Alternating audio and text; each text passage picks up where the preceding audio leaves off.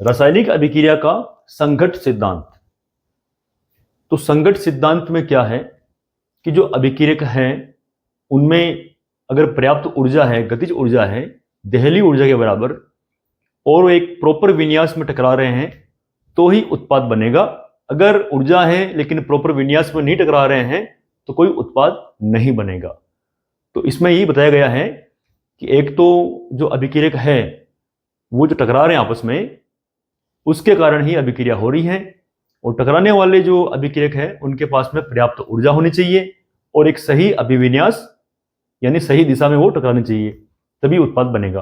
तो देखते हैं इसमें, इस सिद्धांत के अनुसार अभिक्रियक के अणुओं को कठोर गोले माना जाता है। ध्यान देना, इस सिद्धांत में जो अभिक्रियक गोले हैं उनको कठोर गोले मानते हैं, और माना जाता है कि अभिक्रिया अणुओं के आपस में संघट्ट होने के कारण होती है। यानी संघट्ट का मतलब है टक्कर। तो इस सिद्धांत में अभिक्रिया का होने का मतलब है कि उनमें अभिक्रियकों में टक्कर हो रही है जिसके कारण अभिक्रिया हो रही है। अब इसमें एक पहला पॉइंट है, ये हेडिंग है, परिभाषा मान लो इसको, संघट्ट आवर्ती।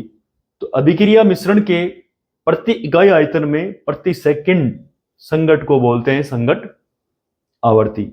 यानी प्रति एकांक आयतन में प्रति एकांक समय में कितनी टक्करें हो रही है अभिक्रियकों के बीच में, उसको बोलते हैं आवर्ती, ये संघट्ट आवर्ती, और इसको जेड से निरूपित करते हैं। द्वि अणु प्राथमिक अभिक्रिया AB है, उत्पाद बना रहे हैं।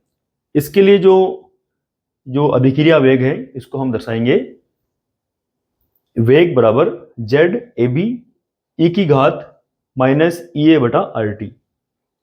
अब यहां पर अरेनीय समीकरण में हम देखा था A देखा था, A की जगह यहां आ गया Z। तो देखें, ZAB अभिक्रियक A एवं B के संघट्ट की आवर्ती है, तो ये Z का मामला है। अब देखते हैं कि प्रभावी संघट्ट क्या है। तो प्रभावी संघट्ट की परिभाषा भी अपने को याद रखनी है बोर्ड एग्जाम के हिसाब से, कि वे संघट्ट जिसमें अणुओं की पर्याप्त गतिज ऊर्जा यानी देहली ऊर्जा तथा सही विन्यास होता है, जिससे अभिक्रियक स्पीशीज के बंधों के टूटने तथा उत्पादों में नए बंध विरचन से उत्पादों का बनना आसान हो जाता है, प्रभावी संघट्ट कहलाती है। यानी ऐसी टक्कर कि अभिक्रियकों के पास में पर्याप्त ऊर्जा होनी चाहिए, गतिज ऊर्जा होनी चाहिए, और सही विन्यास में टकराना चाहिए ताकि उनके जो खुद के बॉन्ड है वो टूटे और नए बॉन्ड जो है उत्पादों के रूप में बने, ताकि अभिक्रिया आगे हो सके। तो ऐसे जो टक्कर होती है उसको बोलते हैं प्रभावी संघट्ट। तो संघट्ट का मतलब यहां पर टक्कर है, ये ध्यान देना है। तो संघट्ट सिद्धांत को एक एग्जाम्पल से समझते हैं। तो यहां देखो, ब्रोमोमेथेन से हम मेथेनॉल उत्पाद का विरचन करेंगे। तो यहां पर ये हाइड्रोक्साइड, ये जो आयन है यहां पर ये है जो एक क्षारीय माध्यम को निरूपित करता है। तो देखें यहां पर ये दिखा रहा है, यहां पर जो आंशिक आवेश होता है डेल प्लस कार्बन पर और डेल माइनस ब्रोमाइड या ब्रोमीन पर।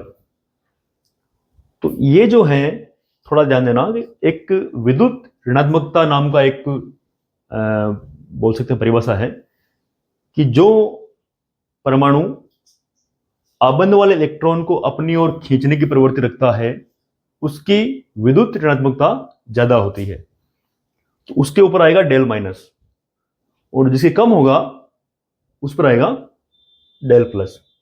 तो यहां पर ये आंशिक आवेश है और ये OH माइनस है यहां पर।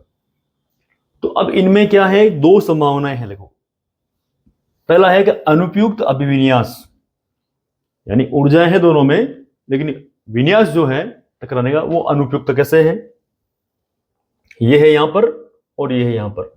अब ऐसे अगर टक्कर होगी इनके बीच में तो ये भी माइनस का, ये भी माइनस का, दोनों एक दूसरे को प्रतिकर्षित करके दूर हट जाएंगे और कोई उत्पाद नहीं बनेगा यहां पर। तो ये हो गया अनुपयुक्त अभिविन्यास। अब देखते हैं दूसरा, उपयुक्त अभिविन्यास।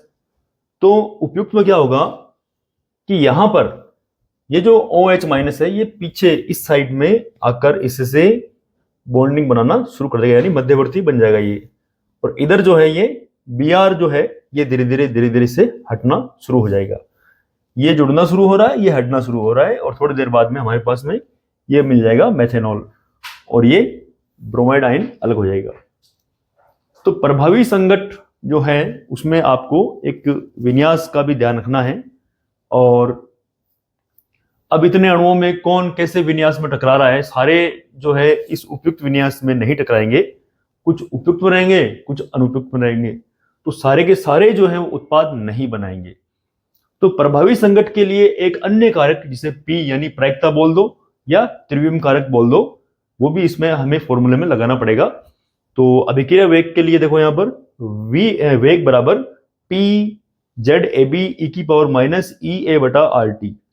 P यहां पर दिखा रहा है ये प्रायिकता यानी इसमें उपयुक्त और अनुपयुक्त जो घटनाएं हैं उनकी संभावना। प्रायिकता का वर्ड यही है कि घटना घटित होने की जो संभावना है वो कैसी है, उपयुक्त है या अनुपयुक्त है, उन दोनों ही इसके अंदर शामिल रहती है। तो ये भी संभावना वाला भी पोर्शन आपको यहां पर लेना है। अब इस सिद्धांत की एक कमी है, कमी यह है कि इसमें जो अभिक्रियक है उसके गोलों को माना गया है ठोस गोले, यानी अभिक्रियकों को ठोस गोले माना गया है, जिससे उनकी आंतरिक संरचना जो है उसको नकार दिया गया है। अब जैसे कि यहाँ पर ये इसको पूरे गोला मानोगे जिसकी संरचना क्या होगी, कुछ नहीं होगी, तो गोला हो गया है। तो इसलिए इस सिद्धांत की कुछ कमियां भी है जो हमने देखा कि ये गोला मानता है, जो कि सही नहीं है एक हिसाब से, और जिससे क्या होता है कि इसकी जो संरचनाएं होती है ये इस प्रकार की, उसको फिर नकार देता है ये। तो इस प्रकार जो केमिस्ट्री का हमारा जो लास्ट टॉपिक था इस चैप्टर का, रासायनिक बल गति का, वो कंप्लीट हुआ। अब इसके बाद में नेक्स्ट चैप्टर शुरू करेंगे अपन। इनको आराम से देखें, समझें और प्रैक्टिस करें अच्छे से।